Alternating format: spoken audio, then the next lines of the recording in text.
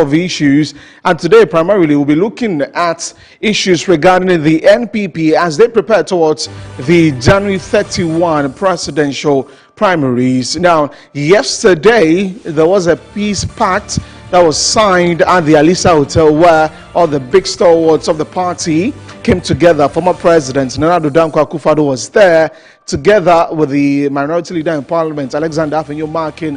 Honorable Hackman Owusu-Agyemang was there, and several other personalities of the party were there. Now, this pact is supposed to make sure that before, after, and even during the election, there's peace. And of course, the most important component of that peace pact is that no matter what will happen with the election, every contestant would concede to that, right? Now, so you saw all the 5 aspirants there yesterday signing the peace pact. When it got to the turn of Honorable Kennedy Ohene-Agyapong, he sought to seek some clarity on some sections of that particular pact. It has caused a lot of controversy on the socials. Today, we'll try and speak to a member of his team to ascertain what really was the issue. And then we'll talk about Dr. Brian Acheampong's chances as the next presidential flag bearer for the party. Is he going to win? We'll be speaking to Kwesi Agyeman, who is part of his campaign team here on the show. So this is what's going to be today on the show. It's going to be exciting, so make sure that you do not move an inch. We're live on Facebook at Metro TV Ghana, also on DSTV channel 277. We are live on there, and on radio it's 94.1 FM. We're going to do the news updates, and Nana Kwesi is standing by for the latest updates. Nana, good afternoon. How are you doing? I'm doing very well, and I hope you are doing good too. Well, I'm good too. Can't complain. Today is Friday. We're getting into the weekend. It's definitely Friday. Right, so take us away. All right, then. So let's quickly take a look at the top stories for this afternoon.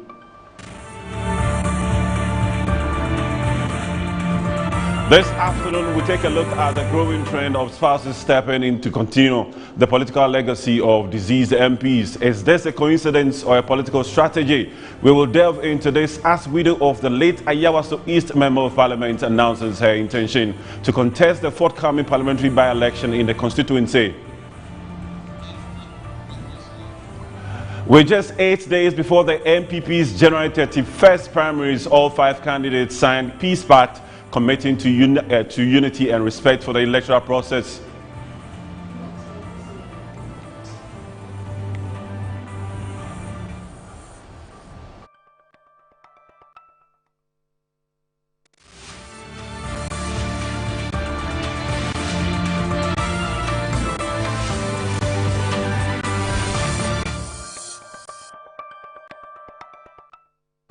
Welcome back, and these are the details. And Hajia Amina Adam, widow of the late Ayawaso East Member of Parliament, Mahama Nasa Tuari, has announced her intention to contest the forthcoming parliamentary by-election in a constituency. The Electoral Commission set Tuesday, March 3rd, as the date for the by-election on January 16, 2026, following the death of the sitting MP, which rendered the seat vacant. Under Article 1125 of the 1992 Constitution, the EC is mandated to organize a by-election whenever a parliamentary seat becomes vacant.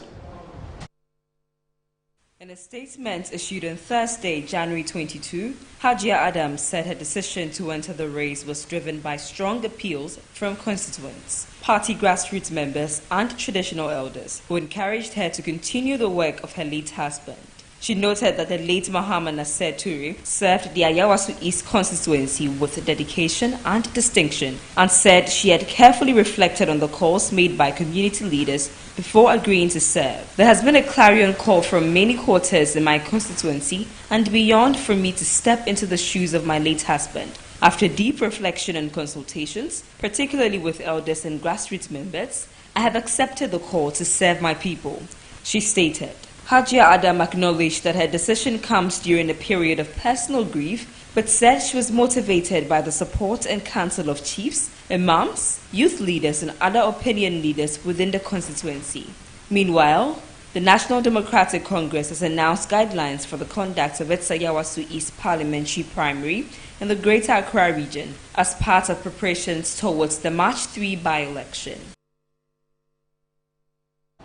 Let's take a look now at the NPP Peace Pact, which happened yesterday. All 5 new Patriotic Party presidential aspirants have signed a Peace Pact, committing themselves to unity, discipline, and respect for the outcome of their party's January 21st, 2026 presidential primaries. The agreement binds the aspirants to a peaceful contest and a collective resolve to support the eventual winner in the build-up to the 2028 general elections. There's more in the following report by Vanessa Boateng. The Peace Pact is a deliberate effort by the New Patriotic Party to safeguard its tradition of internal democracy, protect its reputation as a disciplined political organization, and prevent divisions that could weaken the party ahead of the 2028 general elections by committing the aspirant to peace, respect for the rules, and acceptance of the outcome. The New Patriotic Party says the pact is not just about the All right, so we're going to go back to our first story as we're looking at spouses as they get to fill in the position for their husbands when they are no more. And I'm talking about the NPP candidate that lost his life a few weeks ago. I'm talking about Mr. NDC, Ibrahim Tuari, and we're going to be finding out with him on Zoom. He's on Zoom right now. Good afternoon to you, sir. Hello. Well, this is Tanko Rashid. Yes, Tanko Rashid. Hello, can you hear me? Yes, I can hear you.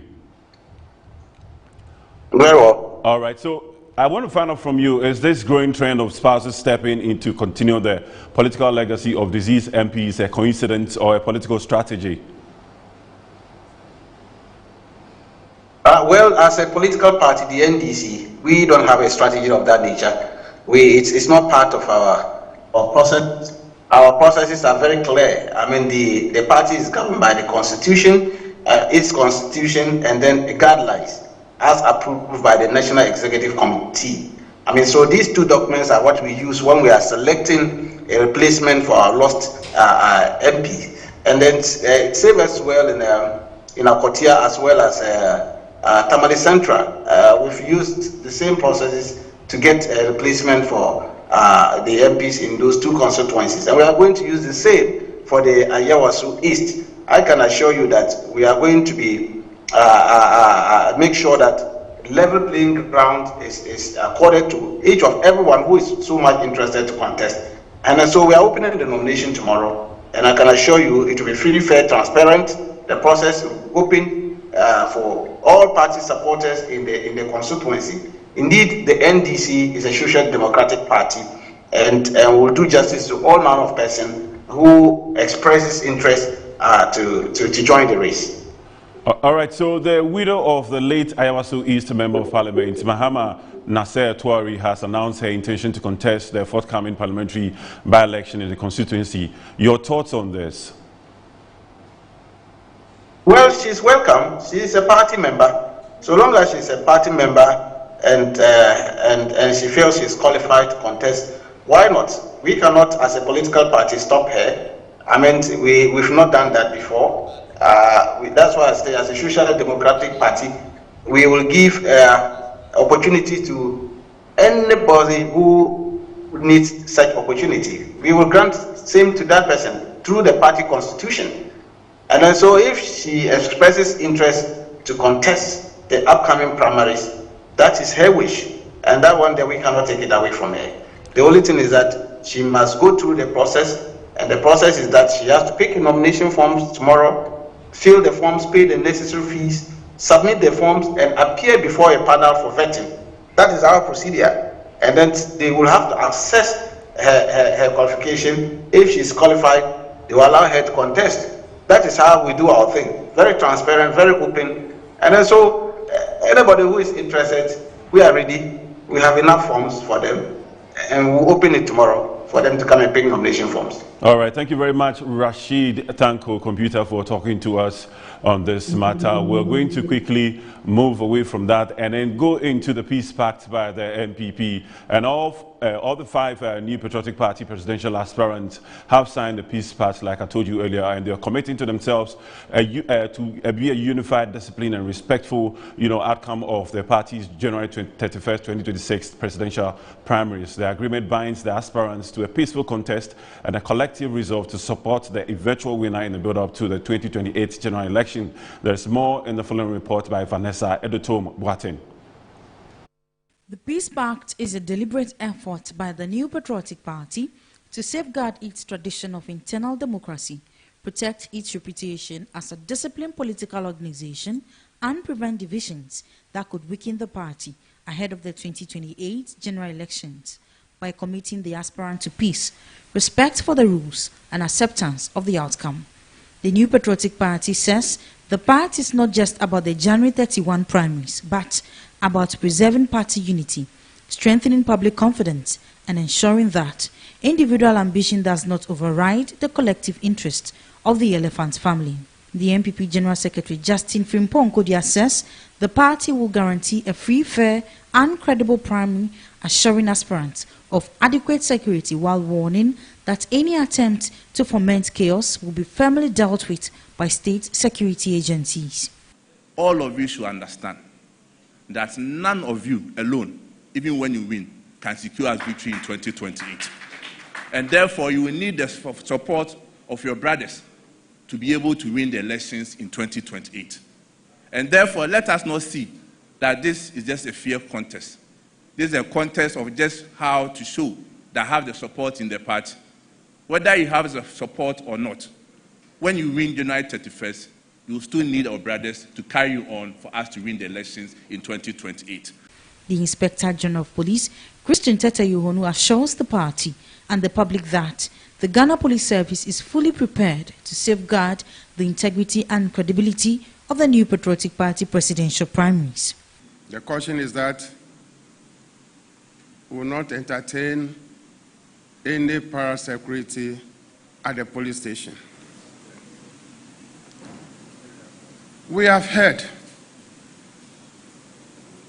a lot, social media and others.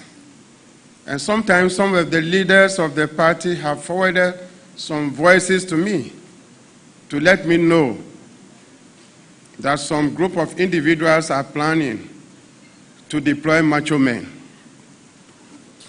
Please, we are cautioning that the police are more macho than the macho men you deploy. And that when it comes to the stage, that these macho men will not take advice from the caution that is given them. And they come to the police station and then we arrest them. I'm pleading. Nobody should call me. Paramount Chief of Bompata Traditional Area, Nana Ifa Penting, is urging aspirants to rely on the laid-down mechanisms of Peace Pact to resolve grievances, stressing that violence only escalates tensions and undermines party unity. The National Peace Council is hopeful that you will contribute to building an internally strong party-based foundation of trust and confidence in a system that will leave an indelible mark on Ghana's democratic process. The Council urges the candidates to submit themselves to the remedial measures that the party has put in place in the pact to be signed today. In the event that any or all of the 4 contestants who will not be successful in the January 31 elections are dissatisfied with any of the steps in the elections, please use the laid down party mechanisms, including the mechanisms in the Peace Pact, to address grievances. The minority leader, Alexander Apenyomarkin, cautions that while political competition is healthy, how it is managed defines the maturity of a political party, calling for civility, restraint, and issue-based campaigning. Today is not an ordinary party ritual. It is a test of leadership and patriotism. This Peace Pact is not only about who wins on January 31st. It is about whether on 1st February and beyond, the NPP will still be strong, united, and credible in the eyes of Ghanaians. Former President Akufo-Addo reminds aspirants that the nation is watching, emphasizing unity is non-negotiable and that the Peace Pact must go beyond signatures to be reflected in conduct, placing the party above individual ambition. Let me be clear. The NPP is bigger than any individual.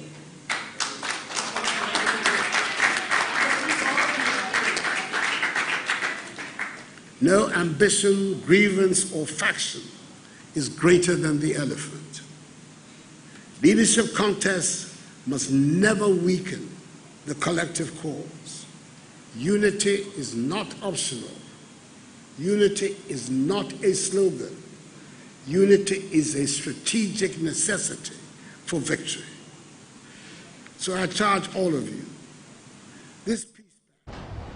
Let's turn our attention now to the case of Ghana's former finance minister. And the member of parliament for Karachi East, Nelson Kofi Jabab, has described former finance minister Ken Ofori-Atta as a disgrace to the nation following reports of his detention by the United States Immigration and Customs Enforcement. In an interview with Metro News, the Karachi East legislator questioned why the same judicial standards previously applied to other high-profile figures cannot be used in Ofori-Atta's case. He referenced past legal actions involving lawyer Chachu Chikata, MPP chairman Wuntumi, and businessman Alfred Agbesi Woyome, insisting that the law must be applied equally regardless of status. You who say you believe in Ghana, you don't believe in Ghana after all. Ken Ofori-Atta, he believes in Ghana. And this is the democracy we toil to build. And in democracy, the rule of law is supreme. You understand me? The rule of law is supreme. And so, in the rule of law, no individual must be arbitrarily treated. There should be fairness. Institutions of Ghana, like the courts of competent jurisdiction, that will try him. He doesn't have confidence in the law enforcement agencies like UOCO that will treat his caliber, Ofori-Atta's caliber, with dignity that he expects. And he's going to sit in America and telling them this about Ghana. I am ashamed. I am ashamed. Sometimes his own shadow is chasing him. He knows what he is talking about. We don't know. Otherwise, this is the very rule of law which they use to try so many Ghanaians. They use the same system to try Chachu Chikata. They use the same rule of law, the same judicial system to try Alfred Agbesi Woyome in this country. We've seen that. They are using the same system, the same judiciary system to try Chairman Wuntumi. Why are you different? The lawmaker said he feels personally embarrassed by the development, arguing that a former finance minister, whom he described as an honorable figure, should not allow himself to be subjected to such a situation abroad. In Ghanaian political history, in Ghanaian private life, in Ghanaian business life, Ken Ofori-Atta is one time our finance minister. Why should finance minister find himself in the detentions of ICE? Why should he allow himself to be treated at that level as if he has no place to be?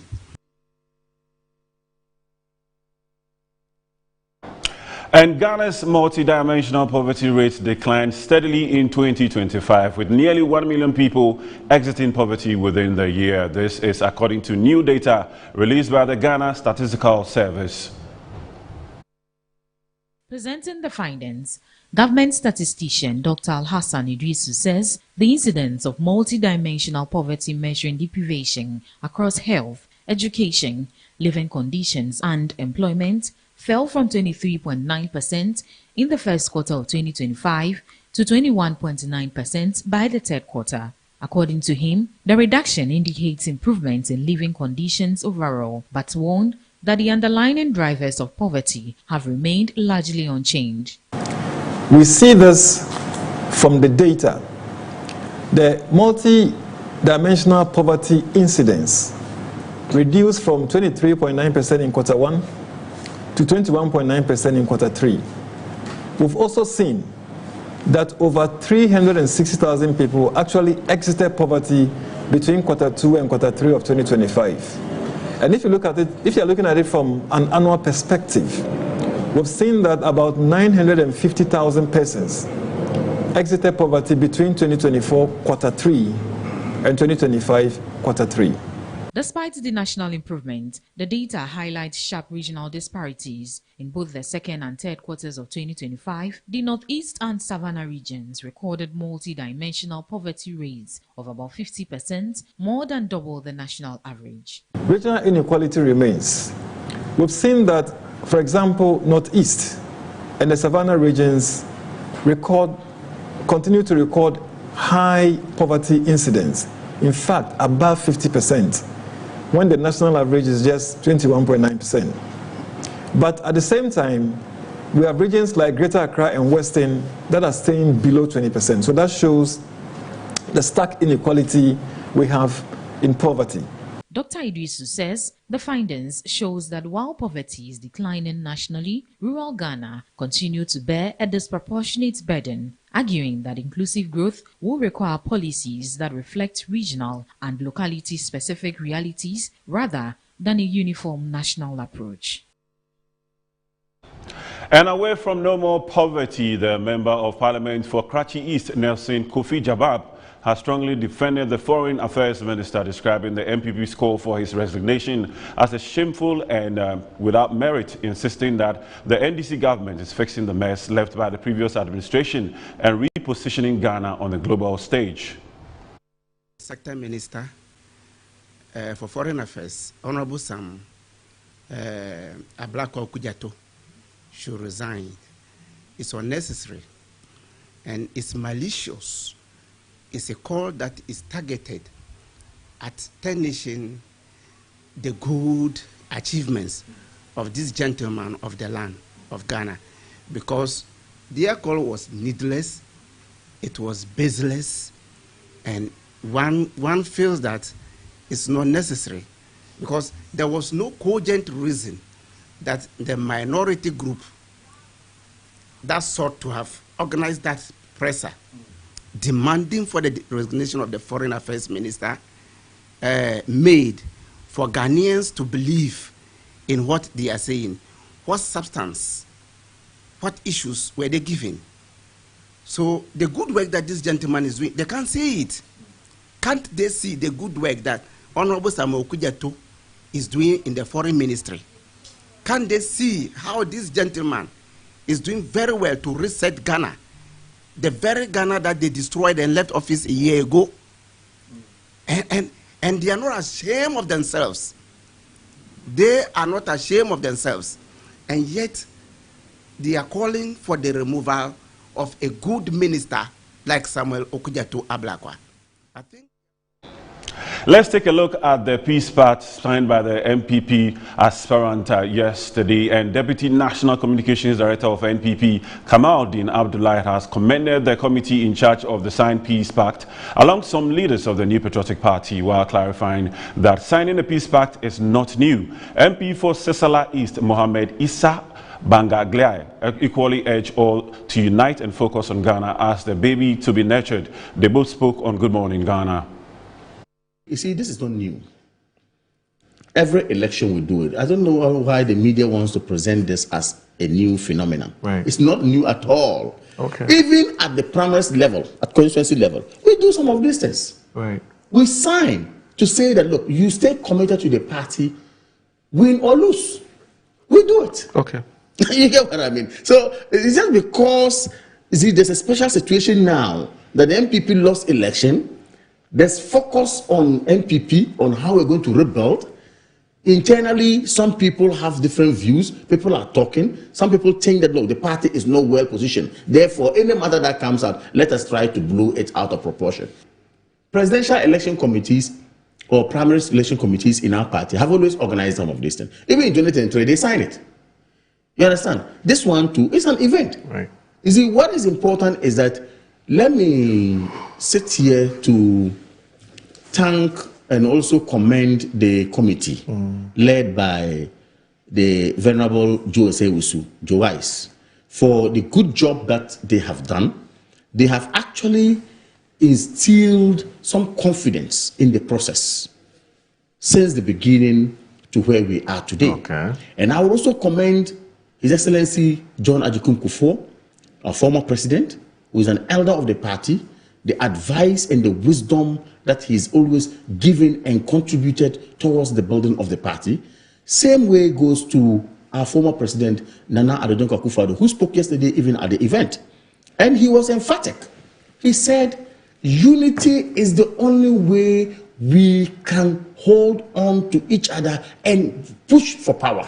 What, as a people, that I still think that we are finding difficult to achieve is to be able to absorb ourselves about the violent perceptions of what our political conducts. That is what I see is a very big problem that we have to work on. At time with that number, anytime we are going to for elections, you realize that the country seems like it has come to a standstill. Things are going to be banned. People are advised at a point, even people who have invested so much in their lives and have been able to contribute so much, make it sound as if they are going to burn this country and we are going to run away. So that calls for some of these actions to be taken. But Kamal and myself will agree that sometimes it's even more just for the optics when it comes to two different parties. It becomes more difficult and a burning like a cow down when it becomes intra-party. The country we are seeking to model, this country we are seeking to protect is Ghana, and Ghana should be in the focus. So any action taken to further enforce or enhance our democratic credentials is what we all go for. I might be an NDC, but it's important for us to look at what are we having? What do we take care of? It is the baby that we are all nurturing. Like he made a point which is very fundamental, that is very profound, that away from politics, residents of Ankase Mase, a quiet farming community situated between the Ibuakwa South and Ibuakwa North municipalities in the eastern region, say the very river that has sustained them for generations is now turning against them.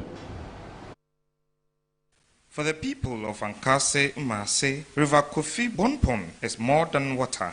It is where they drink, cook, bathe, and sustain daily life. But today, fear has replaced trust as the once clear stream shows signs of severe pollution. Community members blame a refuse dump operated by the Ibuakwa North Municipal Assembly located upstream of the river. They say waste from the site seeps directly into the water they depend on. No more cano. Yes, ye di be babahwe.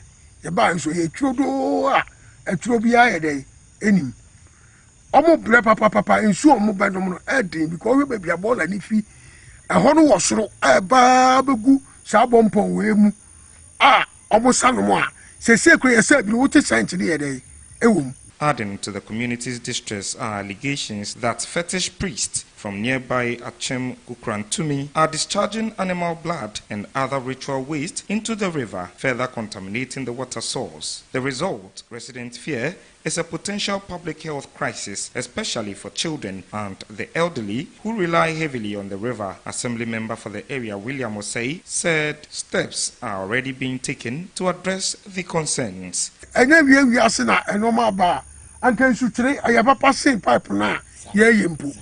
had a lucky. Galam say, Ebi Maha, young Prince maybe a day, Emma. Now, Moody, Bola, and Bayadia. And I say, Galam say, Abba, because Bega Crano, and so a yen to me a day, almost me, son. Now, the people of Ankase Mase wait, hopeful but worried, wondering how much longer their river and their lives can endure the pollution.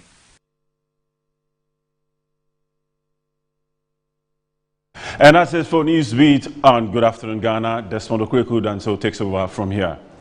Thank you very much, Nana Kwesi for bringing us the news update. And that's one of the stories that we really will be looking at, that Ankase Mase story where the river has been polluted like that. We'll keep tabs on that and bring you details of that subsequently from the Assembly. We're going to take a break. When we come back, I mentioned that we're taking a look at the NPP presidential primary on the 31st of January. Yesterday, the Peace Pact was signed. Dr. Brian Acheampong was there. We'll be speaking to Mr. Kwesi Agyeman, former GTA boss, about the chances of Dr. Brian Acheampong ahead of the polls.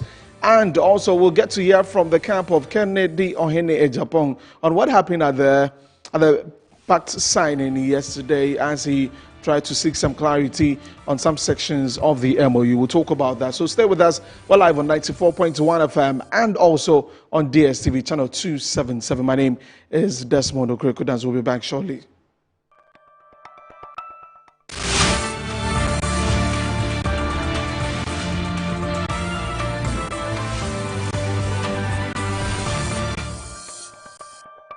Are you a headmaster, headmistress, parent, teacher, or an educator looking for high-quality textbooks for preschool, primary, and junior high school students? Look no further than Advocate Publishing Company. Advocate Publishing Company is a leading publisher of educational materials in Ghana that publishes very engaging, interactive, and comprehensive textbooks that meet the needs of students, teachers, and parents. Our textbooks are thoroughly published to make learning fun and easy. They are also designed to stimulate critical thinking, problem solving, and creativity in students. Make Advocate Publishing your preferred choice for all your educational needs. Explore our range of textbooks and educational resources. Visit us at the old GNTC yard near Kingsway, Accra. You can contact us on 0503 786 776 or 02408 06354, also 0531 600360, and connect with us on Instagram, X, and Facebook at Advo Publishing. Don't settle for less. Choose the best. Advocate Publishing Company, empowering young minds one textbook at a time. Thinking publishing, think Advocate Publishing. Watch it, not learning. Missy, watch and learn. Makwema besisia. Abozing. Akache say no ya konate and the more drink woman. Hey. But I didn't mean. Oh, sorry. She knew her old days. Eji. Dabio, baby wom. Ready. Hey, baby wom. Ah, Eji. I'll cause some discomfort. Ah. Sorry, well, uncle, where would the dad? Why your funeral? Say a Pesori insecticide GB at a user. Co pharmacy in a shop biam. Na mum say a pharmacy supermarket and a shop ra. Na repedudu to a cotonwa. On for Royal Dutch and our Aerofield Trading. Effie spray with Daimwa. In every school, there is history. In every homecoming, there is pride. But in 2025, pride became competition. From convoys that shook the streets to colors worn with honor, from powerful reunions to legacy projects that will stand forever. Metro TV asked one bold question: which school truly owned the legacy in 2025? Welcome to School's Homecoming 2025. Who is who? Send your school name, convoy videos, speech and prize giving highlights, and your 2025 legacy projects to 0550 090 702. School's Homecoming, my school, my pride. This event is sponsored by Zoom Lion and Appointed Time Printing. School's Homecoming 2025 is a Metro TV event supported by Original TV, Original 91.9 FM, and Metro Digital. Chicken, cow, and chicken. He's back again, children. The children president is back, and I'm back for good. To God be the glory. Guess what? Now on Original TV and Metro TV, come for Westbrook. Something amazing is coming for you, children. You've been idle for nothing. Now you have something to do. The children president is back with Time with the Children President on Metro TV and Original TV.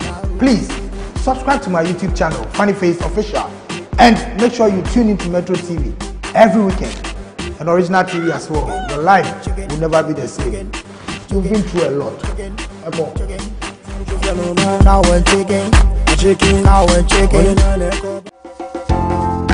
This week on the KLPL show, I didn't really plan to be in marketing, but I would say my story at Delta Paper Mill of Flora Tissues is a story that should inspire anybody. I want to make sure everything I touch turns out better than I found it. At that time, they had operated for 12 years with no marketing department. My goodness. People don't know that. That's your magic touch there. Put on Flora Tissues just came out of nowhere. You silenced my enemies. You put a smile on my face. Yes. Oh. Amazing. We decided to give you a little surprise. But the surprise is a big one. The PL Show is brought to you by Kel Charcoal, Kel 360, and Kel Kids Toothpaste. Kel, happy smile.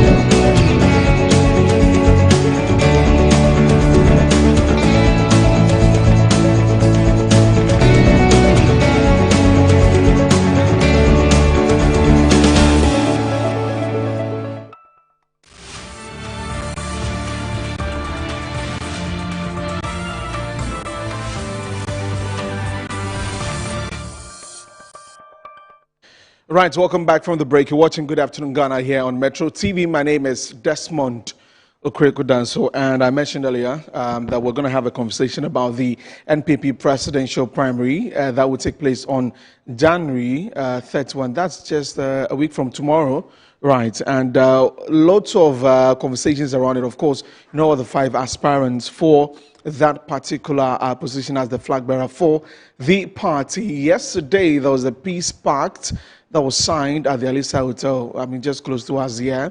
And we all saw what happened there. All the aspirants coming together, signing.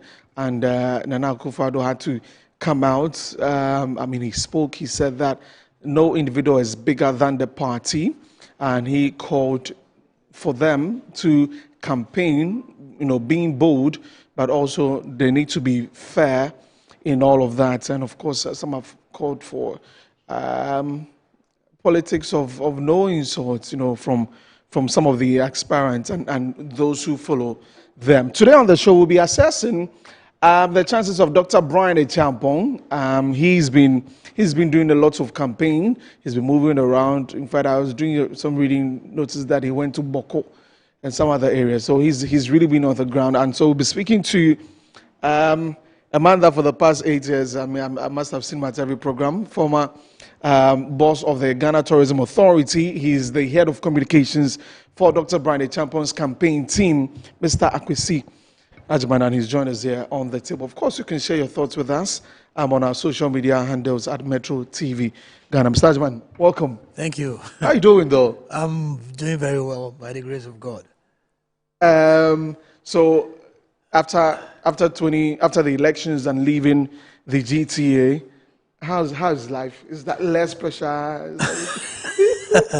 Oh yes, less pressure obviously, because running or heading a state institution as big as the Tourism Authority is not chicken feed. Regional offices, almost 300 and something staff, so many programs, the regulatory side, marketing. So it was quite a tough 8 years, right. And so I took some time off, but I'm back on the grill. I've set up my own tourism and hospitality consultancy, so I'm doing some work in that space. I've not left the space at all. Okay. It's a space that I enjoy, but now I decided to throw my heart in, work for Dr. Brian Acheampong through this campaign. So since July, we've been on this beat. Why Dr. Brian Acheampong for you? For me, I think he represents the new energy that the party needs. He represents something fresh, something that somebody who can really deliver power for the NPP, somebody who can unite. Because if you look at the party and where it is now, taking a cue from the results of 2024, Ghanaians said something to us. They said, we don't like this NPP. This is not the party that we voted for in 2016. So you must do something about it.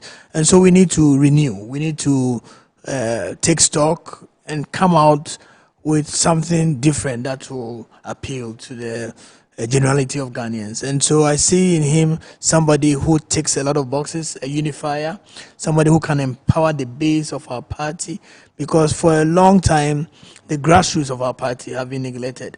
They only approached when election is coming, because they are the polling station executives, and so we go to them, they do vote, and then that is it. But Brian, being somebody who has been there before as a poster boy, grassroots organizer, chief of staff to the late Jacob Echebilamte, he understands the party. And so he's coming in to really reset the party, if I should put it that way, and get it back to where we will be empowered enough. So I think for the grassroots empowerment, that is one of his core strengths, and that's the reason why I believe in him.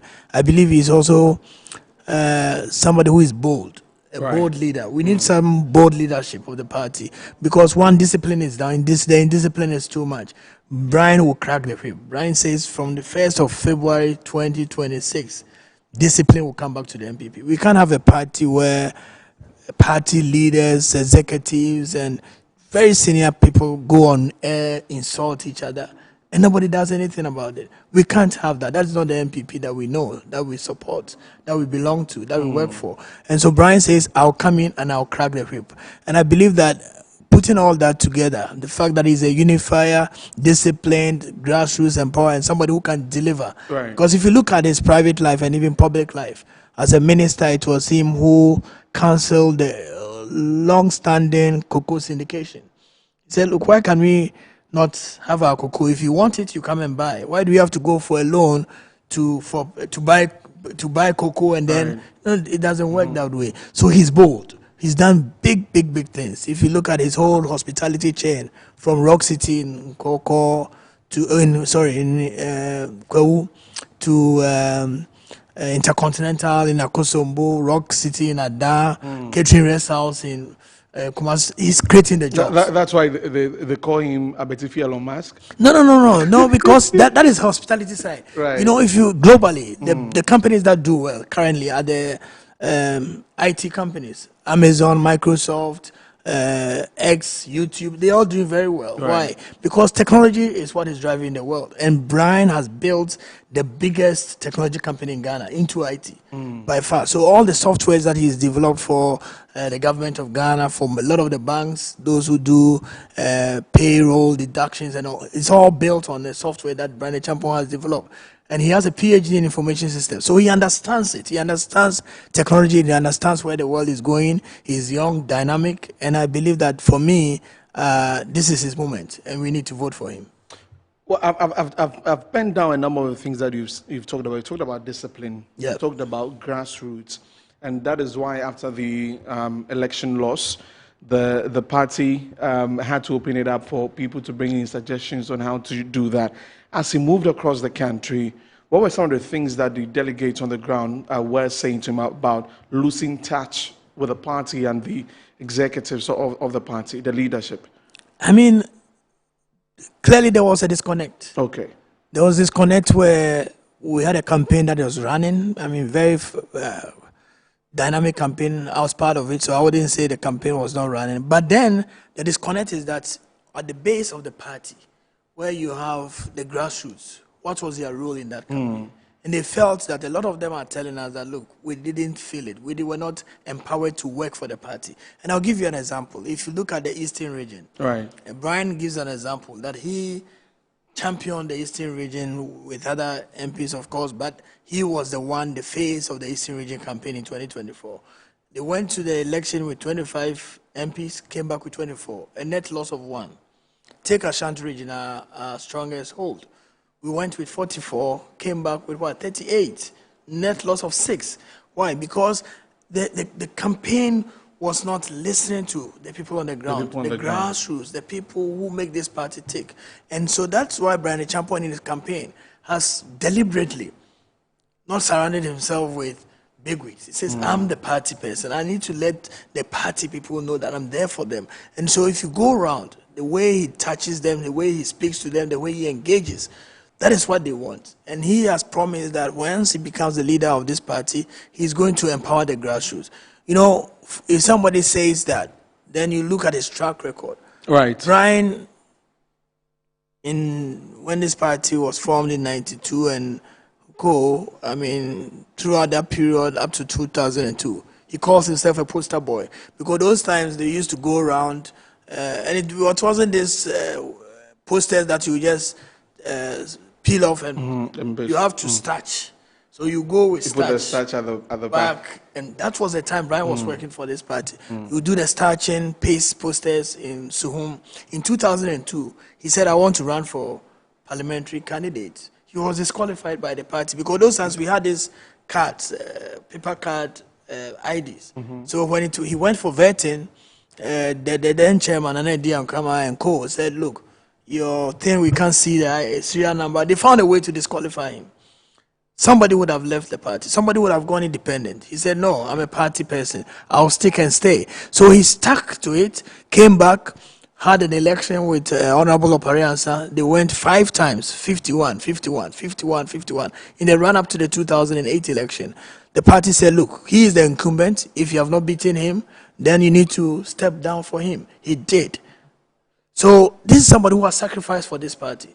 Then when it comes to resource allocation, anybody, I've heard about people saying, oh, he is not the only one who has contributed to the party. He has not ever said that. But in 2016, when President Akufo-Addo won the election, he's on record to have said that one of his biggest contributors was Dr. Brian Achampong. At that time, he was never in government. So this is a self-made man, somebody who has built businesses. He's been supporting the party. Who has been supporting the party. So he has paid his dues. Now he says, look, I've looked at the terrain. We had 2 strikers. Number 9, number 10. The goalpost is there. Number 9 says, I'll pass the ball to number 10. Number 10 says, when I get the ball. So there's confusion. There's division. I'm coming from the defense as a defender, coming in to now score the goal. And so he's coming in to unify the party. There's too much factionalism in this party. There are too many camps. I belong here, I belong there. It wasn't like that before. I remember when Professor Dubois, and may God keep his soul, he is the one who really, this whole democracy that we talk about, the freedom of speech, he is the one who gave that speech that really turned the country, and everybody said, look, now we have somebody who is bold. So very young, I wouldn't say young, but he wasn't that kind of person that you would think would stand up to people like Jerry Rawlings. He did. And then we went to democracy. The party thanked him with a flag bearership. He went, we didn't do well. We wrote a stolen verdict. Everybody loved Prof. There was nobody in the party who would say anything about Professor Dubois because he was the one who was stood up against Rawlings and everything. But in 1996, when Kwame Pianin came out and said he was going to stand, there was confusion. People there, there's a new person on the block.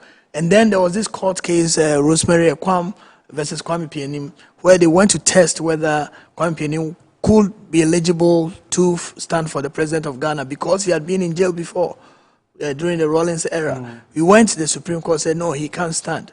And so there was confusion. People said that Dubois is the one who engineered for Kwame Pianin to be disqualified and all that. Then the gentle giant came. People realized that we need somebody in the middle. If he goes back to a Dubois, there will be confusion because the Kwame Pianin faction was not happy. So you needed a new unifier. And that is what we are at this point, the same thing. That there is so much confusion, there's so much division, there's so much factionalism and everything in the party that you need somebody who can bring Camp A, Camp B together. And that person is that's Brian Dr. Brian Achampong. Right, so if you just tune in, we're speaking to Akwesi Agyeman, he's head of communications for the Brian Achampong, Dr. Brian Achampong campaign team. He said a number of things and talking about getting to the grassroots. He's mentioned indiscipline. I can come more than 5, 6, 7 times. Looks like that's a big worry for the party, and we've been following what some of the elders of the party have been saying, from Professor Frimpong Boateng to that is Dr. Nyaho Tamaklo. We interviewed them on this channel, and as you've brought back history and some of the people who have been with the party from back in the day, they really do have a point. Yes, I mean, you can't have a party. No party can win an election with a level of indiscipline that we have now, where party people who hold official positions in the party will go on air and insult a senior member of the party. It has never happened. We are in a bad storm. We are in a very bad storm, and so we need a new captain on the wheel, somebody who will crack the whip. And if you want to look at it, Brian Acheampong has said to all his people, anybody who worked for him, that I don't want anybody to go on air and insult anybody. I don't want anybody to go on air and say anything foul about anybody. He's warned all of them? Yes, and that is why you cannot bring out a tape from somebody who says, I support Brian Acheampong, and is insulting any candidate. You won't do it and survive under Brian Acheampong's, in Brian Acheampong's camp. It will not happen. Right. But in other camps, it's happening. And you wonder, where are the leaders? Where are the bold leaders? Where are the people who have to crack the whip? Because everybody who is on air supposedly is working for somebody. Mm-hmm. And there is this account program. You say, if you are the lead elder in the house and you allow the people to eat the python, when we are talking about python eaters, you are one of them. Until what's nephew? So the people are out there insulting each other. Where are their leaders? Where are the people who send them? Where are the people they are working for? Why is nobody cracking the whip? Because we can't have it. If you go on air and you insult, you should be put off air, because Ghanaians are watching. We need to make this party attractive. Ghanaians are watching. And the young people, I have kids, and I struggle sometimes to convince them to belong to the MPP. To join your own party? Yes, why? Because they have choices. They ask questions. Why is this guy say, Daddy, why is this person doing this? And so sometimes I think we all need to reflect that we cannot take it for granted that the young generation coming will automatically. I give you an example. Legon, University of Ghana, for the first time in the history of the NPP, we lost all the halls. Commonwealth Hall used to be the stronghold of the NPP. We lost every polling station in Legon. Tescon used to be... No, this was way even before Tescon. You go, when, that is how come the Ayawaso West Logan seat was more like a safe seat for the NPP. Why? Because we will win all the polling stations in Legon.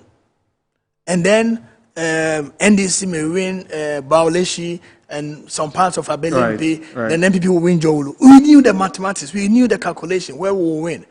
This time, we lost every polling station. So it means that you lost the young people because they don't care. They don't care about what you talk about, Rollins or Dankwa or Dombo, whatever. It's bread and butter. What party is attractive? How do you make your party attractive? How you speak on air, how you brand yourself, how you renew the party. And we have to go back to these basics and stop these. It's sometimes when you watch and people send or they put on platforms, sometimes I cringe. I say, what are we doing to ourselves? Is this the NPP? And so we need a new direction. We need a new leadership. We need somebody who will go in there and come in there and bring discipline.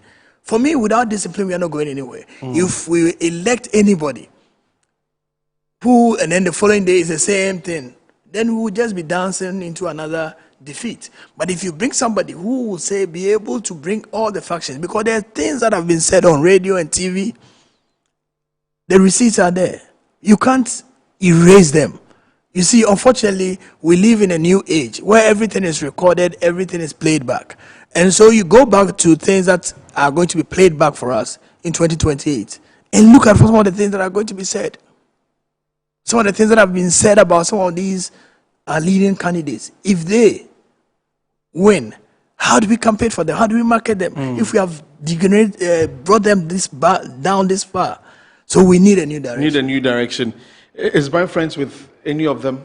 Oh, yesterday you could see. I mean, for anybody who was at Alisa yesterday, it was only Brian who was like the mingler, if I put it that way. Because he's cool with anybody. Even these MPs who have openly declared for Dr. Baumia, his colleagues and all. He was there joking with all of them, laughing, and that is Brian Acheampong. He has an open heart. He says, way before even this peace pact came, Brian had gone on there and said he is committed to supporting anybody who is elected, but he knows that he's going to win. But in the very unlikely event that he doesn't win, how did he feel that his colleagues in Parliament and some of those who are out of Parliament, rallied behind Dr.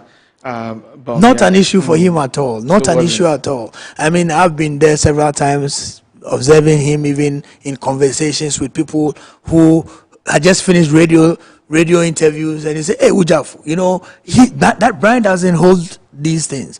But his thing is that this election is an election of almost 220,000 votes. 15 votes does not do anything. Yes, they may be influential, but in all these MPs went for primaries. Go and check the primary records. Some of them won with five votes. So even in your own backyard, you can't control them. And Brian gives an example. He was a very strong Dr. Bawumia campaigner in 2023. Abetifi, Brian has never, since he did the first primaries and became MP, he's gone unopposed for 4 terms. Unopposed. Nobody. For 4 terms. Yeah, nobody even picks a form to. Sometimes he even has to help the NDC to get a candidate to come in because the things he has done there.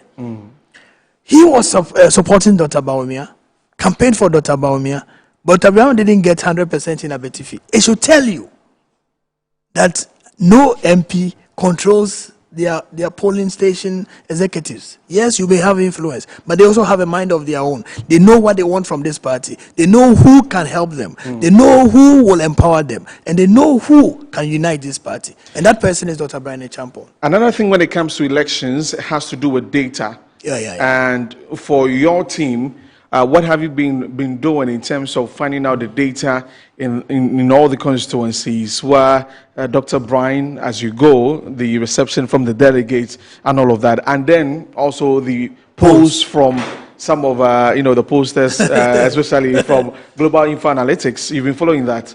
Oh, we've been following, but we've also been doing our work. We have a very strong research team. And you know, Dr. Brian Acheampong is an IT guy, so he has built his own software for the campaign.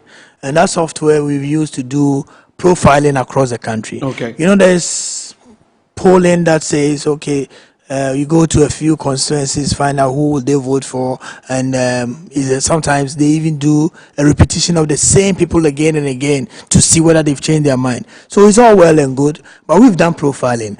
I mean, if you come to Metro TV now, and I ask you, obviously you'll be able to tell me where everybody stands. If I say, okay, Ghana Premier League, you tell me who the Kotoko supporters are, who the Kwawu supporters, the Hoho United, Accra House of Folk. You know them. You live with them. You work with them. You know them. If you go to politics, you know the NDC people, you know the NPP people. You know those who are neutral. So when you do that sense of profiling, it gives you a better understanding of what the numbers are doing. And so we've done profiling 3 times, not once, of the entire 220,000 delegates. And know that if you go to my hometown, Upper Dinsha East, where Yaya is voting, where Justice is, you know all, because the delegates live among them. And so we have coordinators, we have people who have gone around, done the profiling, and we are very confident that this is Brian Acheampong's election.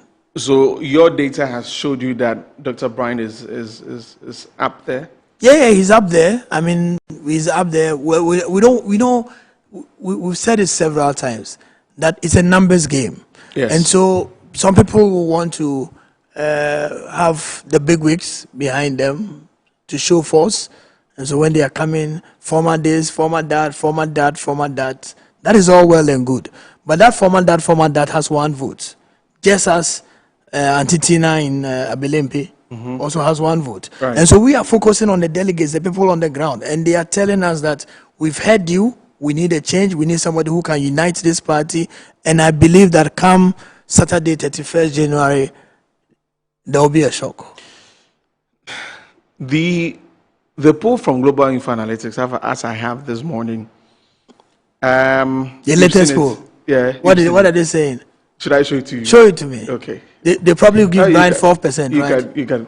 Okay. Yeah. This has not changed. Okay. This has not changed. The only thing that has changed from this is that when they started, look, let me give you an example. Not disclosed. They have such a huge not disclosed. 21%. Thank you. The album that is being used now is the same album, apart from a few new old executives that have been added. Yes. So the people who voted in 2023, why are they 21% of them saying that they are not disclosing who they are voting for? Because they ought to have voted for either Dr. Baumia or Kennedy Japan. So why are they not disclosing? Does that not tell you something? Okay. There's also this fear factor, which is creeping into where people have been threatened that if you don't vote a certain way, we are taking your name out of the album, and it's not going to happen. Is that what happened in there? I think we had some allegations from the northern region where people were being threatened that if you don't vote this way, because our message is strong, the message is going down, and so people say, look, if you don't vote a certain way, next time your name will be out of the polling station. And we have assured them that this is the new patriotic party. The party does not belong to anybody. We have all joined voluntarily. You are there just like anybody else. You are members. You pay your dues just like any other person. Right. Nobody can take your name out there. So we are assuring the grassroots, the polling station executives, the constituency executives, no fears. This election, from the work that the Presidential Election Committee have done, and Brian has been on record as saying that they've done a wonderful job. Honorable Joe Sewusu and co, they've done a very good job. They've listened. They brought the album, we brought out issues, they went back, corrected them. All's been resolved? Largely. And so we believe that all things being equal, we have a clean slate, we are going in, and people are going to come out in their numbers, and there will be a change. So you saw the Peace Pact. Yes. Did you read it yourself? I haven't read it, but I know that we had it, I think, a few days, Dr. Brian Champon mentioned, because at that time he was in the Eastern region when he got it. So he alerted us that he will be coming to Accra on Thursday for the Peace Pact. But I asked myself, has it come to this? You're not excited about this? I'm excited the fact that they are all there shaking hands. I thought it's not necessary. Because you see, if you are a party person and you bring yourself up to stand for presidential election, you ought to have gone through the mill.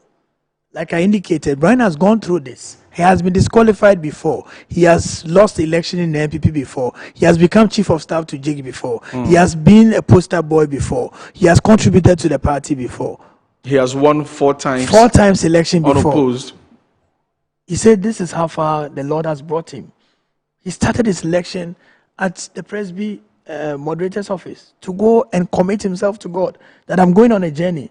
But if it is the will of God that I will be victorious, what else does he need to do? He goes with an opinion. So when he went on radio and TV, he did his rounds. I think he was even here on Good Evening Ghana. Yes. They asked him, if you lose, he said, I'm not going to lose. But if in the unlikely event that I lose, I will support whoever wins. That is enough. If you lose unjustly, how will you lose unjustly? If you feel that there were some figures that do not reflect the actual happenings. That's the reason why everybody has been asked to bring their agents. Right. That is why you see. But all of those we've seen that before in other when elections. You're going to war, when you're going to war, you need to strategize on how you are going to counter whatever. If the person throws a missile from the air, how are you going to counter it? If they do ground attack, how are you going to counter it? If they come from the sea, how are you going to counter it? And Brian is a military person, so he has covered all the bases. We are not going in there pretending that our victory has to be at the benevolence of anybody. We are prepared. We have agents and we have trained them. Even today, training is ongoing. Tomorrow, training is ongoing. The following day, training is ongoing. On Monday, we will end on Monday. We are training our agents for what they have to do. Okay. We know that the Ghana Police Service is part of this. The Electoral Commission is part of this. There is no way that we will sit back and then come home and then say we have been cheated. Nobody will cheat Brian Champon. Nobody. I'm just going to read some parts of the MOU. Okay. So this will settle it in terms of if anything happens, no court case, nothing. You're just going to accept it. So it says that now, therefore, we, the undersigned presidential candidates aspirants, hereby agree to the following terms: 1, acknowledgement. We acknowledge that the process has been conducted in accordance with the principles of transparency, fairness, participatory or inclusive manner, with all the presidential candidates, aspirants afforded full and equal opportunity to participate at every stage. We hereby formally acknowledge and expressly affirm satisfaction that we actively participated at every level of the process. 2. Acceptance of presidential election results. We commit to accepting the results of the January 31, 2026 presidential primary of the party, and we will respect the outcome irrespective of the result. We further reiterate and pledge to accept the outcome as a valid, authentic, and binding expression of the will of the delegates and the collective decision of the party. Very, very interesting. But this is very, very straightforward. 270 something polling stations. Right. 270 something polling stations. Let's assume that even you had head office and a few. How many polling stations? If you cannot get 300 agents well trained to monitor for you, don't come and cry foul. And so we are very prepared, well prepared, like I indicated, and where you read says that all these candidates have participated in the process. Our people have been there printing the reports. I think we raised concern with the proxy votes. Okay. The Presidential Election Committee looked at it. They heeded the call. There were issues of some people who had been disqualified, former executives who had been added on. There was no way we could authenticate that. Then they said, send your districts, constituency level reps to do the authentication at the district constituency level. So we've covered the bases. We've gone through this, and we are very confident and sure that come 31st January, this election is going to be free and fair. We urge all the other aspirants, just like Dr. Champon has said, this is a family battle. This is not the end of the world for anybody. We will go in there, have a clean campaign. Ghanaians are watching the conduct of the NPP, and so we shouldn't come out of this thing fractured.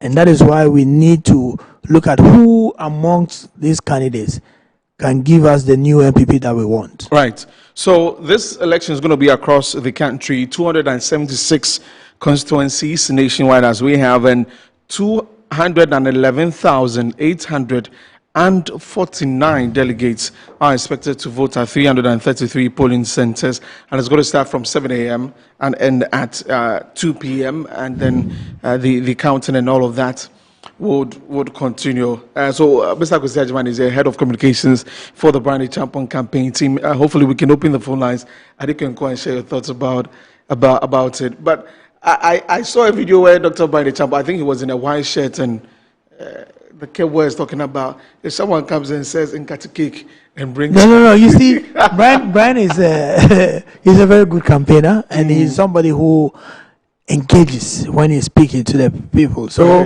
what he did was he did his first round, and he mentioned when he was in Greater Accra, Eastern and Ashanti, that he's doing all the 276. He'll come back to these three regions. Okay. And so when he went back, he told them, I heard that when I left, my opponents came. Somebody came with Nkati cake and Atadri milk and Gary and Sobolo. And to show that this is his handiworks.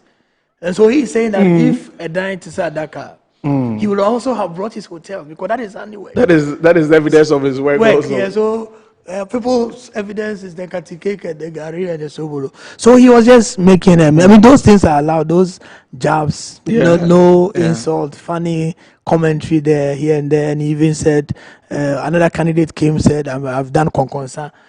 Because I'm telling you what is in the 2024 results. These are all fair commentary that you give. But when people now start attacking personalities, insulting them, then we've crossed the line. And I believe that some of the commentary in the lead up to this election has crossed the NPP line, and we need to take action, making sure that this thing doesn't happen. And it starts with the aspirants. I'm pleading with them and the various communication directors. We've all had meetings. Everybody has committed. But let's be let's monitor what our people are doing and stop this sort of things that does not augur well for a political party like the MPP. Okay, so now I also need some clarity on this military thing. I'm sure you must have seen it. You even mentioned it. I've seen stories that says an RTI response raises questions about Dr. Brian Acheampong's military service claims. Did he really enlist in the military? So now this thing is becoming, it's getting ridiculous. They started that he was a petrol service attendant in the military. Some said he was a caterer, he was in the kitchen in the military. I mean, we have Brian Acheampong in the military book, that pictures of that. What else do people do? He didn't say he was a commandant of the U.S. Army. He was a military officer. And so whatever rank, whatever it is, Brian hasn't said anything apart from who he was and what he did. And so I know there has been an RTI, but that RTI was not addressed to the party. It was addressed to Parliament. The records are in Parliament. Parliament has responded. Even the last time I heard somebody say there's perjury and all that. So let them continue with their... you think it's part of the tactics of campaigning? Very well. I mean, they say all kinds of things. But what was his rank? Would you know that? I don't know that. I don't know the rank honestly, but I know that he was, and he doesn't even talk about it that much because it wasn't a high officer. He wasn't like a general or whatever. But he gives his military background as to let us know about the disciplinarian bit of discipline that you can't. We need to run this organization. You know, if you go to China, the Communist Party is run like a military precision, where we say party is going here, you go. Party is doing this, you do. It doesn't mean you are a zombie, but you know the do's and don'ts of any party. And you cannot, as a party officer, whether at the polling station level, constituency level, regional level, national level, go and air and insult a presidential candidate of your party. It looks like you're not happy with the current executives of the party. No, I am. They are all my friends. Justin, Kodia, Nanabi, we are all cool. I'm not referring to the national executives. The executive staff from the polling station level. No, they are not. They have so the number is on your screen. You can call and share with us your thoughts on Dr. Brian Acheampong's campaign so far. So that's it on the screen. That's when the calls come in. We'll definitely take them. I'm going to ask if Dr. Brian Acheampong wins. When? Thank you. When? I like that better. Right, so when? So Mauli is on the line. Let's speak to Mauli now. Hi, Mauli. Where are you calling us from? I'm calling from Gushegu. From Gushegu? Yeah. Right. Please lower the volume of your set. Yes, I've already done. Fantastic. Please share your thank you very much for giving the opportunity to the Acheampong team to also celebrate their campaign promises and that of their intention for the party. This one is just a home match. And home match, it means that we have to play them with that. And I believe that the winner will be prevail at the end of the contest. Thank you very much for. Okay, you said the winner will be Dr. Brian Acheampong. I'm not saying the winner will be Brian Acheampong. The winner will be available for everybody to know. Oh, okay. For now. Right, says that. Okay, so you're ready to support anybody that comes out tops. Right. Thank you very much, Mauli, for calling us there.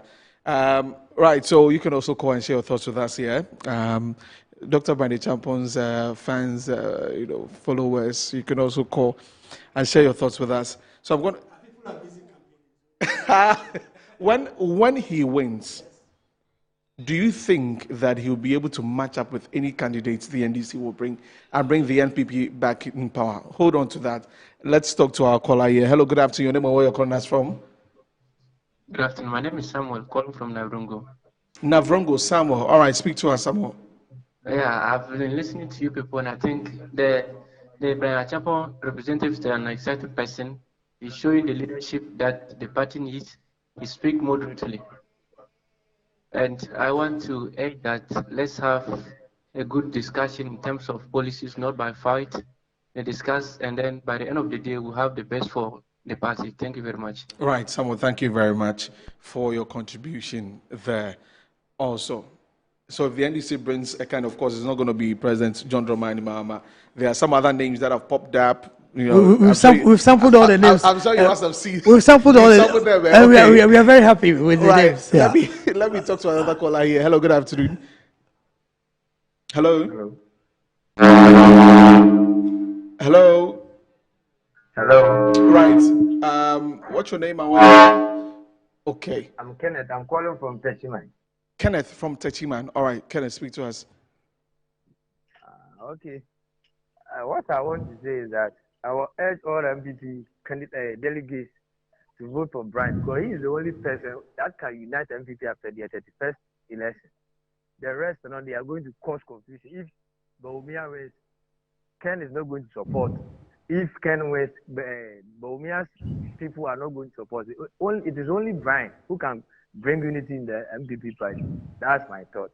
Right. Thank you very much. And we appreciate that you called all the way from Techiman. I'm sure as when I want to engage with the calls coming. Let's see if we can take a few more calls.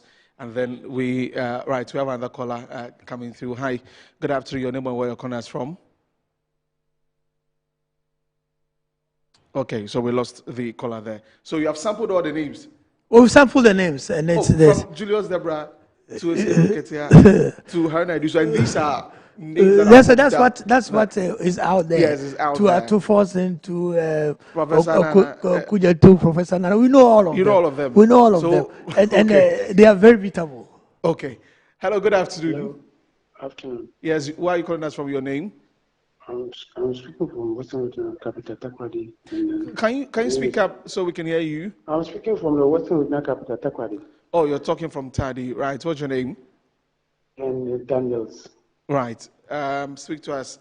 Are you for Dr. Brian? No, see, I suggest that Brian should have just sit back because what they did to Ghanaians, I don't think Ghanaians have forgotten. So he should have joined the between what do you call it, Bawumia or Ken. He should join one of them instead of trying to go solo. It wouldn't work. Because people are saying, is he coming back to sell the Senate asset? You see, there are a whole lot of issues. So we were thinking that they will take their time and settle down issues. Because Ghanaians are still in shock of what they did to them. You have given your money. Takoradi is a MPP stronghold, but now see, all the seats has gone out from them. Okay. All right, thank you very much for calling. So his point is quite an interesting one. Are you perturbed? I mean, he's talking about what happened when the NPP was in power in terms of the Senate and all of that. No, but let's discuss that. What about Senate? Well, there had to be a lot of agitations. Because you see, a lot of us, and I think that even in the media, we need to take our time and read and understand the issues. In 2014, thereabout, SNIT advertised. Okay. Sorry, I'd have to cut in. And let's speak to one caller. But let me explain the caller is hanging on. Okay. So let me speak to the caller. Hi, good afternoon. Good afternoon. Yes, please talk to us. Your name and where you're calling us from. This is Idris from Gushegu in the northern region of Ghana. From Gushegu, right. Speak to us. Yeah. Let me say good afternoon to your guests and to yourself. I think what the peace pact they sang yesterday is that all the leadership or all the leaders are ready to abide by the rules and the regulations of the party. So I will add that what my senior brother in the studio is saying is in order, but they should all pray for peace so that at the end of it all we all joy and move on with the person who has won. Good will be good. Okay, right. Thank you very much. So he says that as they've all agreed to the peace pact, they should make sure that the campaign goes smoothly, and then that's all for the party. Right. So let's deal with that issue. So as far back as 2014, SNIT, which owns these hotels, the Golden Beach hotels, La Palm, Amina Beach Hotel, Busua Beach, and all those things, put it out there that they were looking for strategic partners. A lot of people put in baits. The baits failed. So everybody who is within that chain me being a CEO of Ghana Tourism Authority, I knew that SSNIT was looking for buyers. Okay. Now, in fast forward 2020, this same approach was made. A tender was made for strategic partner Rock City, owned partly by Bradley Champon, put out a bid. At that time that the bid was put out, Brian, remember after 2020, Brian was not appointed a minister. So he was not even in government. He was an MP, all right. He was an MPP MP, but he was not in government. The process went through. He had the best bid. Now the process has gone through. They are even at the point of negotiating. Then this thing all comes out. Oh, Brian is trying to buy the hotel. Now he says, on hindsight, he probably would not have put in a bid. But it wasn't like an under dealing. The thing was advertised worldwide, globally, in The Economist, whatever it is, Newsweek, that Ghana is looking for this buyer. Recently, as recent as about 3 months ago, in Parliament, SSNIT again said they are still looking for strategic partners. So it tells you, and I know, for example, La Palm started as a 5-star hotel. Right. Currently, it's a 3-star hotel. If you go to Elmina, you see the state of the hotel. Yeah, I know that. Now, this SSNIT has divested itself of several hotels. Ridge Royal was a SSNIT facility. Who are the ones who bought it? Why was nobody making a noise? Because it's a business decision. If you go to Catering Rest House in Kumasi, it also belonged to SSNIT. Currently, it's owned by Brian Champon. But it was bought by somebody who then now sold it to Brian Champon. So we sometimes politicize everything. People are not happy about the stake also. Sorry? The 60%. No, I'm just saying. Brian is in that business. He's in the business of hospitality. Right. In Intercontinental in Akosombo, he used to belong to Prince. A certain man called Prince, deceased. They've sold it to Brian. He's bought it. He bought a lot of hotels around because he's in that business, employing people. He's built his own. So if he was not a hotelier, and then there's a bid for hotels, and he goes to bid. But if it was Holiday Inn coming in to put a bid, we probably will be clapping for them. Why not our own? And so this was a public document, a public tender. He put in a bid. When the annoyance came, he said, I've withdrawn. And he says it, and he has said it on air, that on hindsight, maybe this was not a bid that you would have put in. But I'm just saying, let's do a reflection. What is the state of the hotels now? SSNIT, recently they went on air in Parliament, Public Accounts Committee. The then Director General, a very nice gentleman, I've forgotten his name, Kwesi something, Kwesi Osei also. Yeah, he was on air. He said, look, we are looking for buyers. So maybe we are waiting for the Chinese to come and buy, and we'll be happy and we're clapping for them, or the Lebanese to come and buy. Let's do a final caller, and then we'll wrap up on that. Hi, good afternoon. Yeah, good afternoon. Yes, your name and where you're calling us from? My name is Silvanus. Silvanus from? From Ablekuma. Ablekuma, right. Silvanus, speak to us. Yeah. You see, if I were MPP, all the delegates who would be voting for them, they were in Ghana here when we were suffering. They've seen what they've done, their party leadership have done to Ghanaians. And they cannot say they are not affected by the haircut. Maybe some of them. But within a year, the wound is yet to heal. Within a year, then you are fighting to come back. I will advise them, the followers. Still, I think they have some of the money with them. They should follow them, take the money, and vote anyhow. But as for coming to power, they should go back and learn well. Thank you very much. Right, but that's part of the restructuring that the party is doing, right? And that is why the presidential primary has been brought forward, so that you can find your presidential candidates earlier and begin campaign and all of that. Anyway, thank you very much to all of you who called, and we appreciate you calling. So on the bit of the NDC, when Brian Champon wins, all the people you have seen pop up from the NDC think he'll be able to. They are all very distinguished personalities. I respect all of them. A lot of them on the list are my friends. So I know them very well. They mean well for Ghana. And so it will be a very interesting race. But we know the type of campaigner Dr. Brian Champon is. And we know the kind of plans that he has for the MPP. How he's going to remake the MPP to be attractive because the bulk of the votes are the young people. Right. The young people are looking for jobs. He's a job creator. The young people are looking for somebody who will inspire them. He's an inspirer. Somebody who, if you tell, Brian Achampong tells you his story and how he's been able to come to where he has been. I mean, it's just by the grace of God and hard work. And so he doesn't want to. I don't think. I don't want to put the as they say. It's too premature to talk about who the NDC is going to bring and what. Right. But we know that if Brian Achampong, when he wins, will be a good one for the campaigning that is going to happen. Everybody who is coming better brace themselves up. And I know that we have challenges with the party. We've had challenges in government. There are things that we are proud of. There are things that we're not proud of. But we know that this party can remake itself, come back, appeal to the conscience and the senses of Ghanaians to give it another chance. And to do that, you also want somebody who can deliver the sort of results that you want. And Brian is a deliverer. Right. Amongst all the prophetic words we have heard, I don't think I've heard anyone for Dr. Brian Achampong. Are you not friends with her? The press Benjamin on my prophecy. Yeah, did I press Benjamin? Press Benjamin. So I mean, Brian is very religious. He's somebody who prays a lot, engages. He's a Presbyterian. He never runs away from it.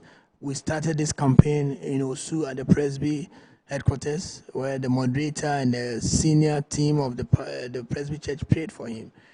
And so, the Bible says faith without action is dead. Faith without works is dead.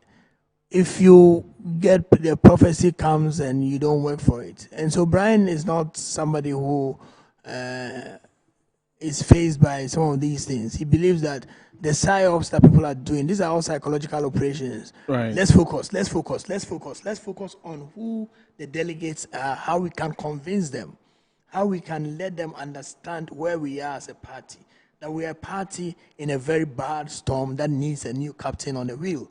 And that new captain is Brian Achampong. That is our message, that we have to be disciplined, we have to be united, we have to empower our grassroots, we need to renew the party, and above all, we need to show by deed, by action, that we can deliver for Ghana. You don't fear delegates? Because the same delegates you go to. We've factored in the fear delegates to our profiling, so we know plus or minus some percentage will be off, but we are very confident that where we are, based on the profiling that we have done. And Brian is very strategic. When we started this campaign, and people said, we don't know what is going on. His operation was a submarine operation. So all that while he was underground talking. There are days that Brian Achampong will meet 5 constituencies. First constituency, probably in Kwawu, Rock City. We'll bring the delegates to Rock City, engage with them, move 1, 2, 3, 4, 5 constituencies in a day. Very energetic, very young. So he knows how to campaign. He knows how to run a campaign. And so by the time he finished, and we know that if you add Greater Accra, Eastern Ashanti, these 3 will give you almost 100,000 votes. And so he finished the 276 in record time, and now he's back in these areas. And all of a sudden, the submarine has come on top of water now, and everybody say, where are these people coming from? We saw it in Buko Marina. Okay. We saw it at the UPS, where all the 3 floors were full.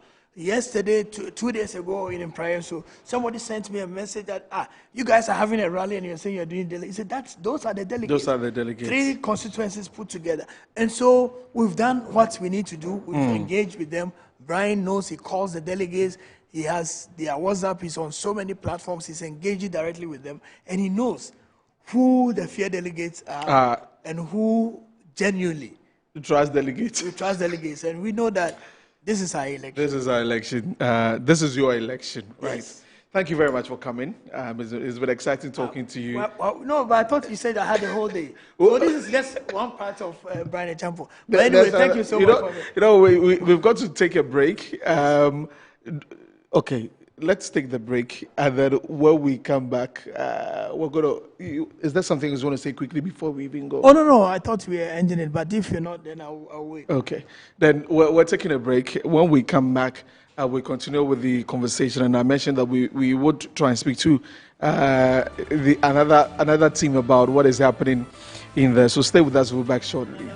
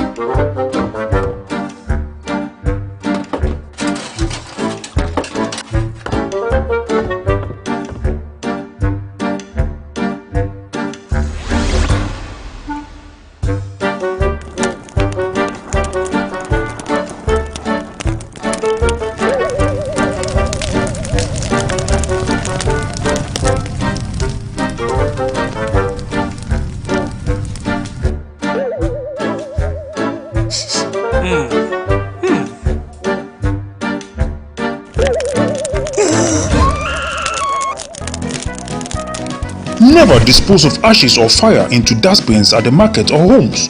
You could start a fire outbreak, endangering both lives and properties. Use the dustbins for your waste and garbage only.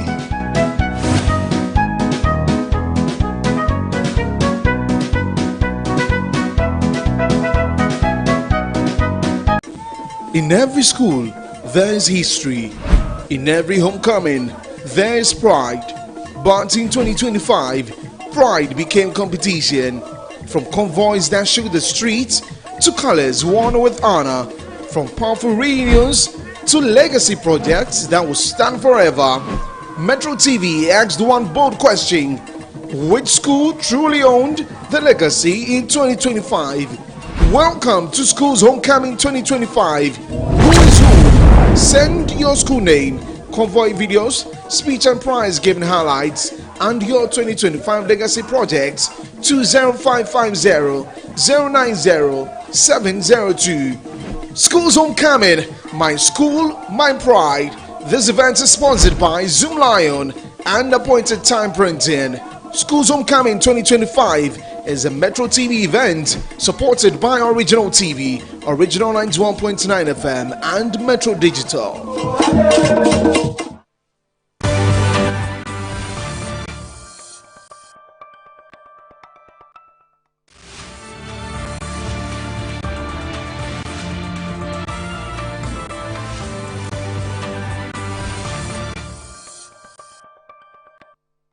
Welcome back. This is Good Afternoon Ghana here on Metro TV with me, Desmond Okwekudan. So we're still talking about Dr. Bryony Acheampong's campaign ahead of the January 31 presidential primaries. And Mr. Kwesi Agyeman is head of communications for the Dr. Bryony Acheampong campaign team. And we've had quite a conversation right from the beginning of the campaign right to now. Now, my next questions will be about the preparation for next week Saturday. You mentioned that there's some training ongoing for your polling agents and all of that. Apart from that, any other thing ongoing? Where will Dr. Bryony be going to ahead of the election? Actually, today he's in Ashanti region. Okay. He started in Amansia West. You must just look at the videos and you'll be amazed. The crowds, the people, the excitement. And so we're doing Ashanti, taking us into next week. We'll be back in Greater Accra. There are a few other constituencies that he has to touch base with. He's engaging day, night till 31st, because we are not leaving any delegates uncaptured.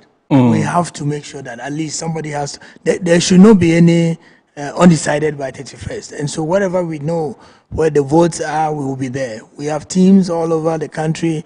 We have constituency level, electoral area level, polling station level teams, and they are all feeding into the portal that Bryony Acheampong has built. And so we are monitoring day in, day out, where people are, who they are speaking to, what the response is. And so we have a fair idea where we stand. And I'm very confident going into this election that people will be surprised at the performance of Dr. Brian Champon. Right. Not the global, whatever. What global info? No. That's not. I mean, if you say Brian Champon is going to get 4%, 6%. 6%. That's how many, 10,000 votes. Oh. We have. you get more. So I won't tell you. No, per your data. What are you looking at? I don't do that kind of thing on there. But I'm telling you that we've done profiling. Okay. And even in there, you can't do a poll and say they are 30% undecided. And so we will leave it at that. We thank you for giving us the opportunity. But delegates, if you are listening to us, and I know my brother Kwesi Kwarteng is probably coming in after me, we wish them well. We wish everybody well in this campaign. We've all sworn to a certain level of decorum. We know that the delegates are listening. They are going to make a choice. That choice obviously is going to be Dr. Brian Champon. In the unlikely event that it doesn't go his way, he has committed to support whoever wins. And so we are going to continue running a clean campaign based on the fact that he's the unifier, he's the one who can discipline people, and he's also somebody who can empower the grassroots of the party. And so we wish everybody well in the travels. It's going to be a lot of crisscrossing between now and 31st. God will keep us, and on the 31st, God will give us victory to Dr. Brian Champon. He's number 2, Sekutu Sebam. Okay. Thank you very much, Mr. Thank you. So Mr. Kwesi Agyewale is head of communications for the Dr. Brian Champon campaign team, and we'll wait on the 31st to see how that goes. We'll be here waiting for you. We're going to get onto Zoom right now and speak to the spokesperson for the Kennedy Agyapong campaign team, Kwesi Kwarteng, lawyer Kwesi Kwarteng, and he's joining us on Zoom now. So yesterday, during the Peace Pact, we just want to find out from him how that has been, and also the statement from Dennis Miracle Zabuaje, and want to understand what really Honorable Kennedy Agyapong was trying to clarify in the MOU. So, Lawyer Kwarteng, welcome to the program.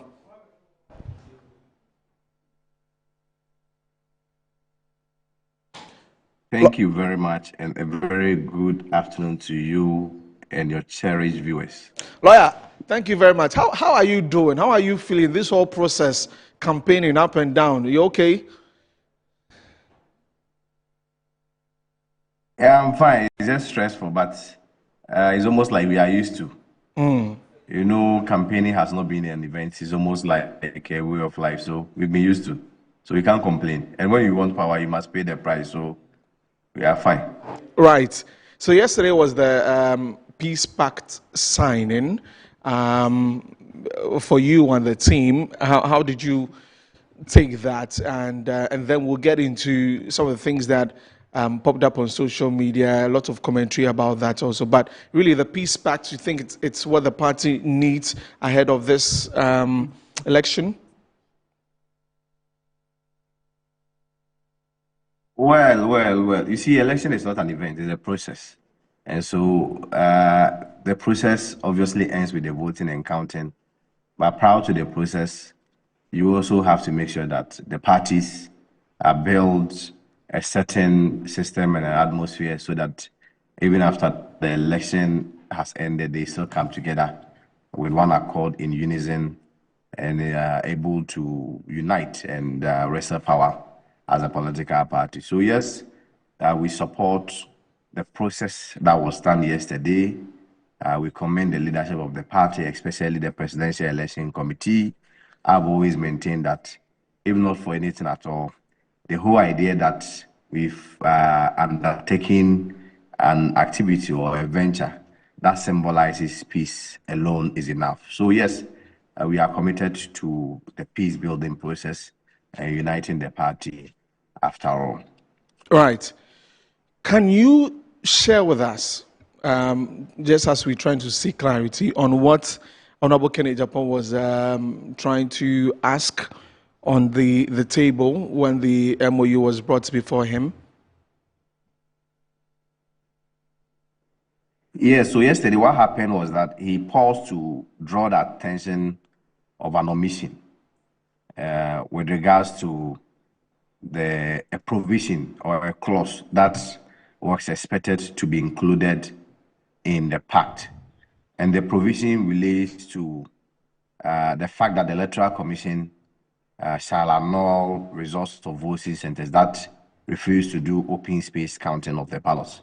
So essentially, if we vote in polling station A or polling center A, it is important and incumbent that as part of the process, we do the counting there. It has to be open space counting, so that the effect is that if the open space counting is not done and the integrity of the process is compromised, in that circumstance, we are minded by the Electoral Commission to annul the results. And so what Ken insisted was a clarification on that provision, which was expected to be in the pact, which unfortunately yesterday was not in. And so that was what he was seeking clarification for, which he was given. He was satisfied that subsequently they will take into account that such a provision, and he proceeded to sign. So the impression being bundled around by Miracles, as though our team has said that there was an error, is misplaced, is not true. We have never stated anywhere that there was an error. I think Miracles must be educated on the difference between an omission and an error. They are not the same. With regards to omission, omission happens when the provision itself is not even included in the first place. But when we are talking about an error, with regards to an error, the provision will be included, but just that there will be something that will be wrong in that provision. So I think such extension ought to be clarified to Miracles before he comes out to speak in matters like that. Thank you. So in this omission, before yesterday's signing, the team had received the pact.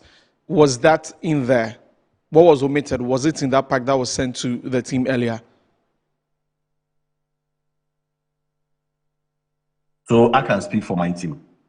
So with regards to our team, prior to the signing, we had not received the pact. You are not? Of course, you are a journalist. I will also encourage you to speak to. I also encourage you to speak to the other camps, like the Brian Champon camp, the Duchum camp. No, I just spoke to Akwesi Agyeman, and he mentions that they received it earlier. Honorable Joe Wise. Who said they received it earlier? Akwesi Agyeman, head of comms for Dr. Brian Champon's team. On behalf of who? On behalf of Brian Champon. Very well, but we can speak for ourselves. Okay. Very well, we can speak for ourselves. If they received it earlier, fair deal. But the point I'm making is that we did not receive it prior to the signing ceremony. You see, there is a difference between giving an instruction that a document should be shared amongst the parties and the document actually being received by the parties. So for us in Team Ken, I've spoken to our director of elections, and he has insisted that the team never received anything. But you see, that is not our focus. We do not want to drag same. Assuming even without admitting that we even receive it, what prevents us from raising a reservation for purposes of clarification? There's nothing really wrong about that.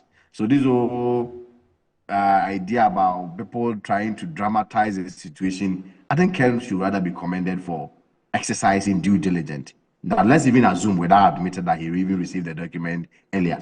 There is nothing wrong if prior to signing, he had to read, go through, exercise due diligence, and ensure that everything that was indeed discussed reflects in the document. And you must also understand that the document that they will receive will be a photocopy or a replica of the original document. So the fact that you probably might have received a draft document must not necessarily mean that you cannot go to the original and final document. So I don't see anything wrong with what Ken did. He demonstrated the hallmark of every great leader, which is also premised on being due diligent before you sign to any document. And there's also nothing wrong for pointing out, for purposes of clarification and emphasis when it comes to that clause, which was clearly omitted.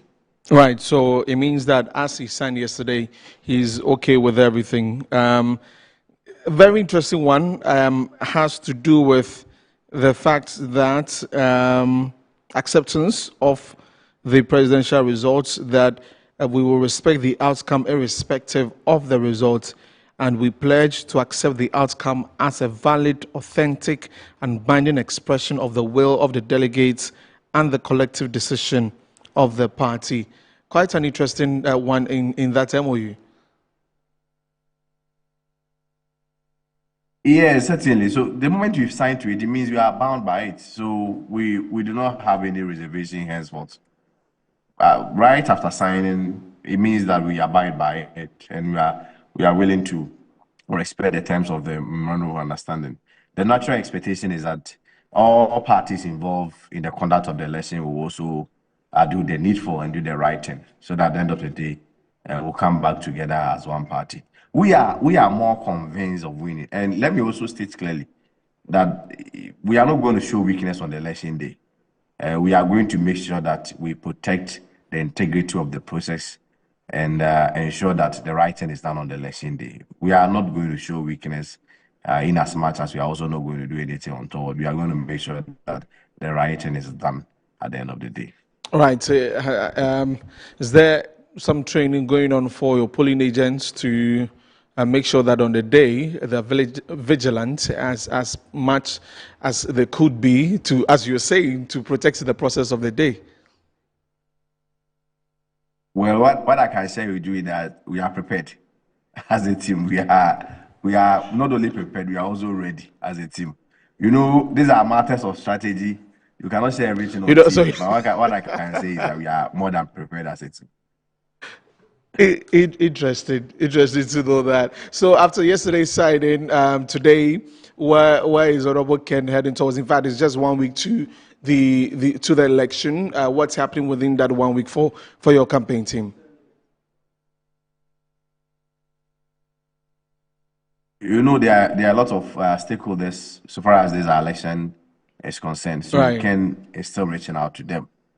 At final stages like this, you have to look at your, of course, matters of security, matters of funding. You know, obviously, how you have to give transport to delegates that come and vote. When it comes to feeding, it has more to do with preparation towards the operation. And so he's on it. But our team is still on the grounds. Renato system, for instance, currently is in the north and touring the northern part of the country. Ken's wife is also in Asante region touring. We are also doing some mop-up in Asante region. So I'm confident so far. So even Ken himself has some few rounds to do in the central region. So we are still on it. We are engaging. We've never been more confident than this. As for this election, I'm sure say a very fast chat and that. I mean, again, for me, my bet's about that clause in there too. So on the day, if something happens that you're not happy about, that eventually could have an impact on the final results. What's going to happen? We will not be victims on that day. That I can assure you. We will not be victims to any manipulations or anything untoward. We will not be victims. That's why I say that we are not going to show weakness on the election day. We are going all out to make sure that the right thing is done. So we insist that the right thing will be done.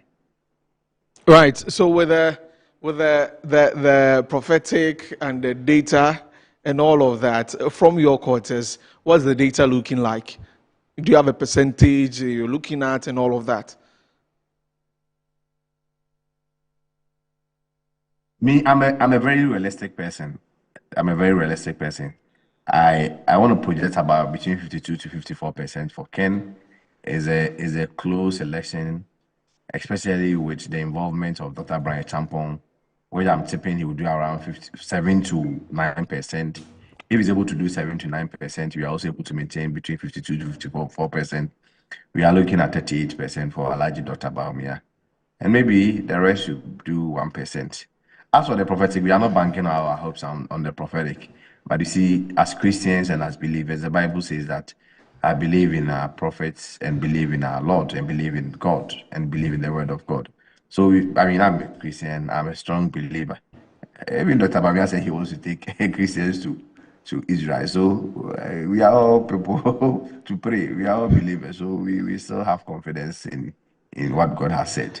But we are not banking our hopes on that. Lawyer Kwarteng, please, let's go over the percentages again. I need to keep this for future reference. So you're looking at 52 to 54 for Team Ken. So now let me be emphatic. Right. Ken 52%. Okay. Brian 9%. Okay. The others 1%. Oh, others. And Alhaji 38%. Alhaji 38. So the 1% is to yes, others 1%. Dr. Yaweduchu. That is Dr. 1. And engineer. Dr. Duchu, yes, and Kwabena Japan. 1%. All of them will share 1%. Yeah. Yeah. Okay. Okay. Why you think they can do better than that? Oh, no, you have said in your data. You are telling us what you have seen from your back end, and I'm looking at it. Very, very interesting. Let me see if I can just suppose this with what Musa Dankwa. Okay. Anyway, so we'll keep this. We'll keep this for next week. And let me hasten to add this. I'm calling on Musa Dankwa respectfully to be clear with his final projection, because last time he gave Ken 18% and Ken did 37%. Subsequently, when he was quiz, he said it was 37% that he gave.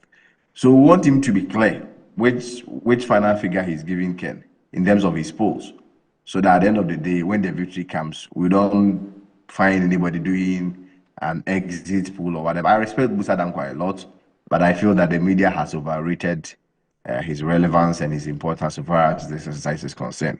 Last time he gave Ken around 17%, but Ken did 37%. So I'm confident that this time we're giving Ken 33%. We should be doing more and better.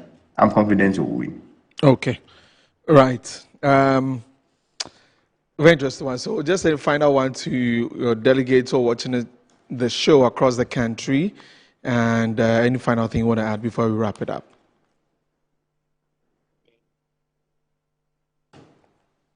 Oh, it's just a humble appeal to them that with the current status of the party, and even in the spirit of revival, we need a new leadership to help steer the affairs of the party into victory in 2028.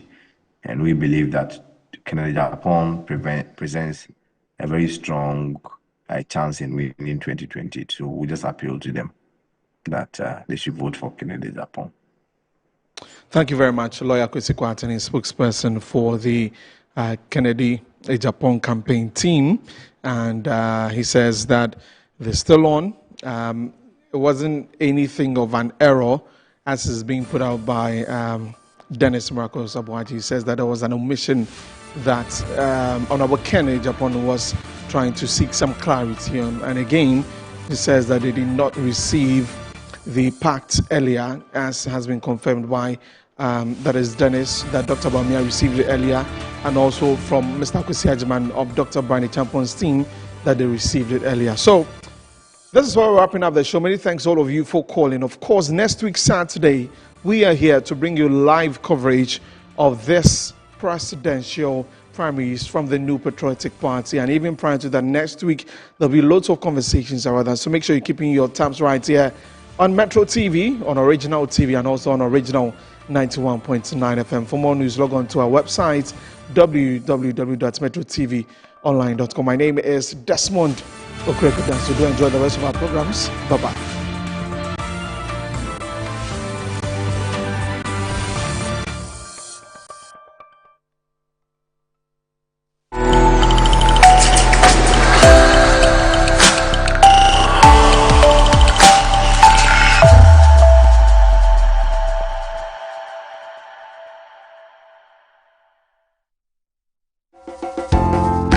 This week on the KLPL show, I didn't really plan to be in marketing, but I would say my story at Delta Paper Mill or Flora Tissues is a story that should inspire anybody. I want to make sure everything I touch turns out better than I found it. At that time, they had operated for 12 years with no marketing department. My goodness. People don't know that. That's your magic touch there.